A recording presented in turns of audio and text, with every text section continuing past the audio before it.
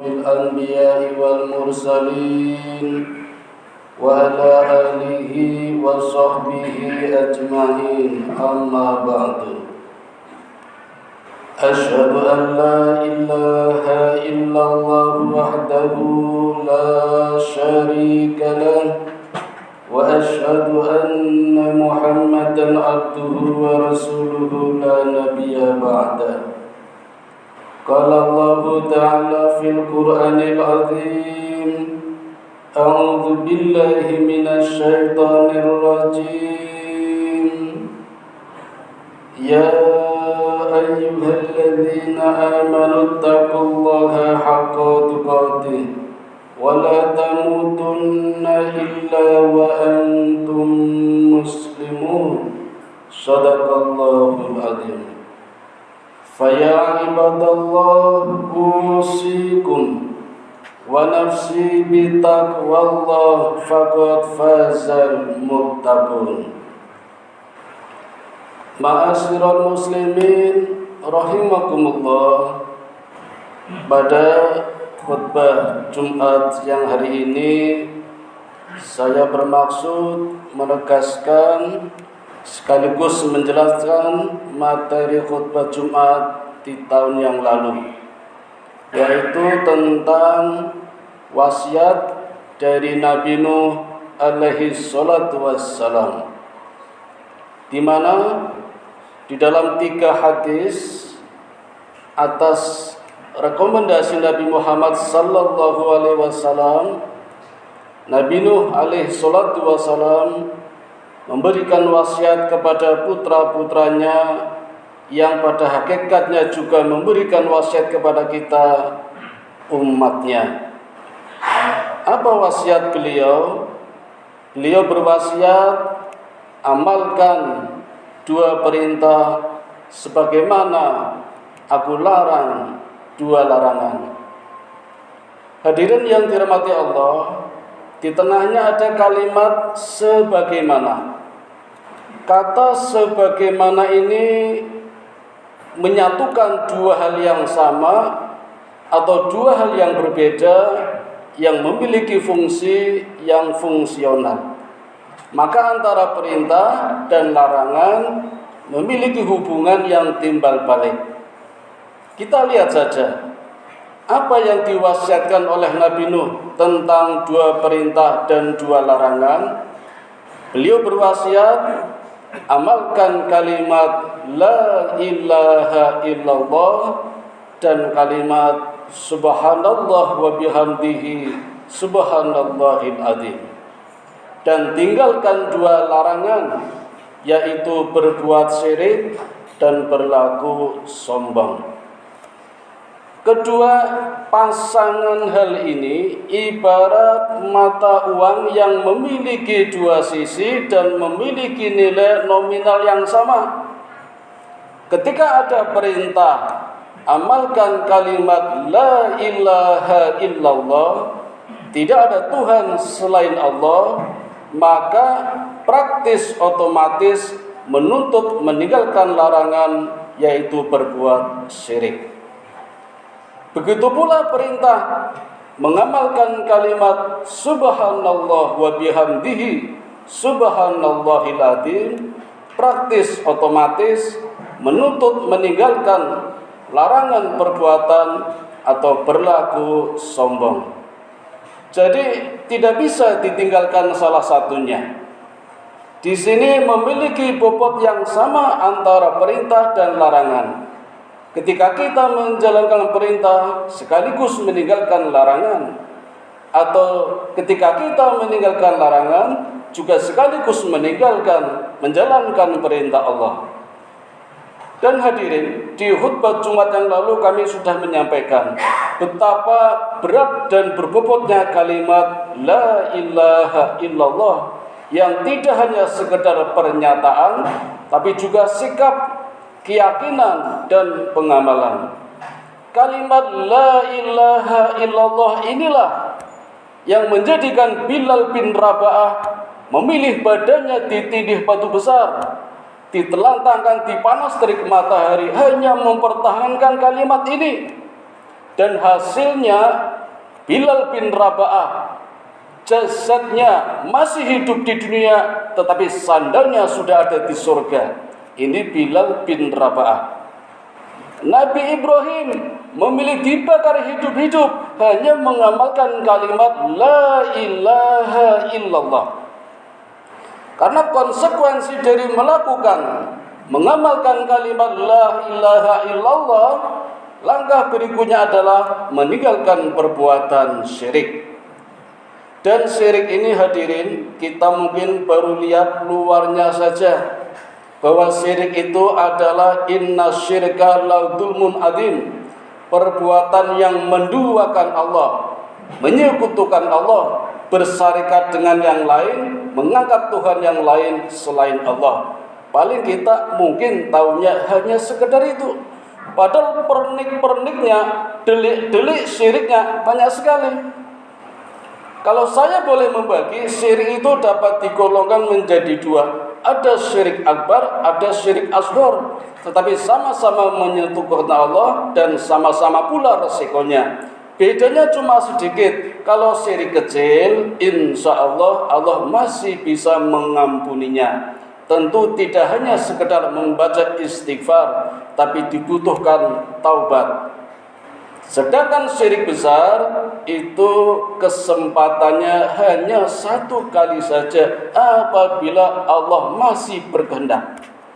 Tetapi kalau Allah tidak menghendaki, maka tidak terampunilah dosa-dosa besarnya. Dan ini merupakan hak prerogatif Allah. Fir'aun ketika ditelan di lautan sudah bertobat dia. Tetapi Allah tidak menerimanya karena memang hak prerogatif Allah. Berbeda dengan seorang pemuda yang membunuh 99 orang. Tinggal satu, genap 100 membunuh. Tetapi di tengah perjalanan, hidayah turun. Maka dia berbalik menuju ke tempat pertobatan. Belum sampai pada tempatnya, Allah mengambil rohnya. Dan ternyata konon kisah ini mengabarkan bahwa tobatnya seorang laki-laki ini diterima oleh Allah, padahal sudah membunuh 99. Ini memang merupakan hak prerogatif Allah. Jadi di dalam perbuatan syirik ada istilah tiyarah, ada istilah tatoyur. Kalau tatoyur itu keyakinan bahwa ada kekuatan lain di lain kekuasaan Allah dan meyakininya, itu termasuk tatoyur dan itu dosa besar. Tetapi bila ikut melakukannya, maka jatuhlah pada perbuatan tiyarah dan itu masuk pada syirik besar. Walaupun ulama juga kadang tidak membedakannya sama-sama. Termasuk perbuatan sombong. Sombong itu juga masuk ke dalam syirik kecil. Nabi mengatakan perbuatan-perbuatan yang paling aku takuti diantaranya adalah syirik kecil. Dan di dalam perbuatan syirik kecil diantaranya adalah sombong. Dan di dalam sombong diantaranya adalah tidak menghargai orang lain, menyepelekan orang lain, menganggap orang lain dirinya lebih, menganggap dirinya lebih daripada orang lain, menganggap orang lain lebih rendah daripada dirinya. Itu sombong. Sampai-sampai Al-Ghazali mengatakan, bila di dalam satu majelis ada pembicaraan ilegal yang tidak resmi, itu masuk dalam kategori tidak berakhlak di dalam majelis, karena tidak menghargai orang lain. Anak-anak kita mungkin di sekolah, siswa-siswi kita mungkin di sekolah, ketika guru menerangkan kemudian ada pembicaraan ilegal, maka itu termasuk perbuatan sombong walaupun tidak disadari, karena tidak menghargai orang lain. Sampai berbisik berdua ketika bertiga, ini juga tidak dibenarkan. Berbisik berdua ketika bertiga. Kenapa tidak bertiga sekaligus berdiskusi, tapi hanya berdua sementara yang satunya disepelekan? Ini juga masuk dalam kategori sombong. Jadi yang dimaksud sombong menurut pesan Nabi Nuh alaihi salatu wasalam adalah ketika tidak menghargai orang lain, meremehkan orang lain lebih rendah dan mengangkat dirinya lebih tinggi. Jadi Imam Ghazali saja mengatakan begitu. Ketika merasa dirinya lebih, itu masuk dalam kategori sombong. Bagaimana kalau merendahkan diri? Itu pun termasuk bagian dari sombong. Yang dibenarkan adalah rendah hati, bukan merendahkan diri. Kata Imam Ghazali sekali lagi, merendahkan diri bagian dari kesombongan. Mungkin kita tidak sadar, seringkali menawarkan pada teman-teman kita, monggo pinara ngin gubuk kula. Padahal rumahnya megah, tinggi, ada mobil, tapi bahasanya menggunakan kalimat merendahkan diri. Monggo pinara ngin gubuk kula. Kenapa harus ditambahi gubuk? Kan sudah praktis, tinggal katakan saja monggo pinarak ngen kula, sudah cukup. Hanya karena ditambahi gubuk saja merendahkan dirinya, berharap orang lain memuji. Nah, disitulah jatuh pada area kesombongan itu yang tidak dibenarkan, dan itu termasuk syirik kecil, walaupun kadang kita sering tidak sadar. Yang boleh dibenarkan adalah rendah hati. Rendah hati menuju pada tawadu, tawadu menuju kepada takwa. Merendahkan diri menuju kepada sombong, sombong menuju kepada neraka. Hadirin yang dirahmati Allah, kalau kita bicara tentang sombong, maka nanti jatuhnya pada musayyar. Musayyar adalah hak prerogatif Allah.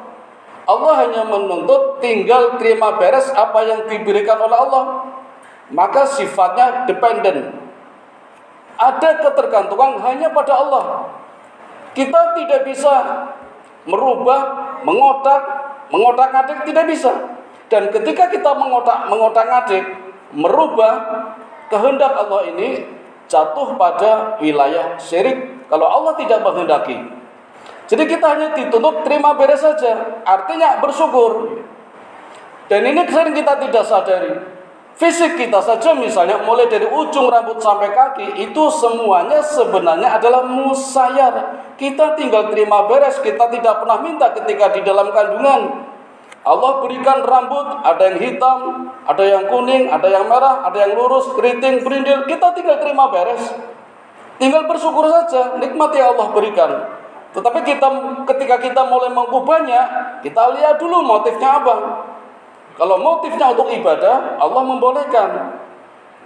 Tetapi kalau motifnya hanya komersial, apalagi untuk maksiat, itu masuk ke dalam wilayah sombong, wilayah syirik. Dan ini banyak terjadi di sekitar kita. Mata sudah baik Allah ciptakan masih ditato, korneanya ditato, dan membutuhkan biaya 3 juta. Itu kalau berhasil, kalau gagal. Ketika kita mentato mata kita, ketika kita mentato kulit kita, itu seolah-olah kita tidak setuju dengan karya Allah. Lalu kita ingin memperbaikinya agar terasa indah. Nah, ketika kita beranggapan terasa indah, sama saja sebelumnya kita menganggap ciptaan Allah tidak indah. Itu yang saya masukkan jatuh ke area syirik. Sampai sebegitu detailnya bagaimana Nabi Nuh alaihissalam berwasiat kepada kita, hati-hati dengan berbuat syirik dan juga sombong. Demikian hadirin yang dapat kami sampaikan, mudah-mudahan ada manfaatnya. Wa qur rabbil fir wa anta khairur rahimin.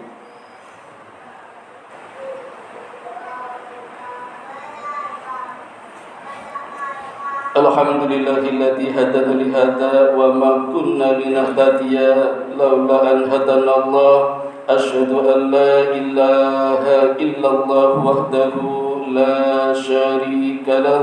Wa asyhadu anna Muhammadan abduhu wa rasuluhu la nabiyya ba'dah. Hadirin yang dirahmati Allah, kebalikan dari musayyar adalah mukhayyar. Nah, di dalam mukhayyar ini memang dituntut berikhtiar, tetapi ada koridornya, ada syariatnya, ada ibadahnya. Sedangkan yang musayyar tidak ada tawaran kecuali diniatkan karena Allah. Tapi itu pun ada batas-batasnya. Antara musayyar dan mukhayyar nanti melahirkan ikhtiar dan bersyukur. Maka selanjutnya hadirin, ciri-ciri orang yang beriman setelah kemarin adalah sabar, ditambah yang satu lagi bersyukur. Kita berharap mudah-mudahan kita termasuk dalam golongan orang yang bersabar dan pandai bersyukur. Amin ya rabbal alamin. A'udzu billahi minasyaitonir rajim. Bismillahirrahmanirrahim. Innallaha wa malaikatahu yusholluna 'alan nabi. Ya ayyuhalladzina amanu shallu 'alaihi wa sallimu taslima. Allahumma shalli 'ala Muhammad wa 'ala ali Muhammad kama shallaita 'ala Ibrahim wa 'ala ali Ibrahim wa barik 'ala Muhammad wa 'ala ali Muhammad kama barakta 'ala Ibrahim wa 'ala ali Ibrahim innaka Hamidum Majid.